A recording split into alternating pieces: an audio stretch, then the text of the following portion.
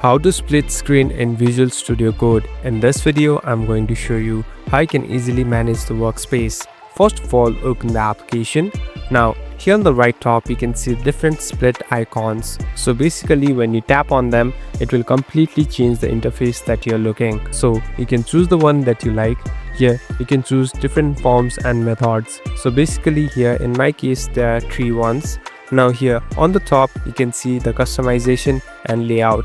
Here you can adjust the alignments, and here if you slowly scroll down, you'll be able to find different modes and options that are available.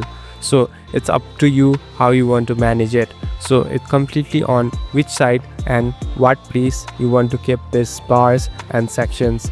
At last, simply tap on save and you'll be done. Thank you for watching this video. I hope this video will help you.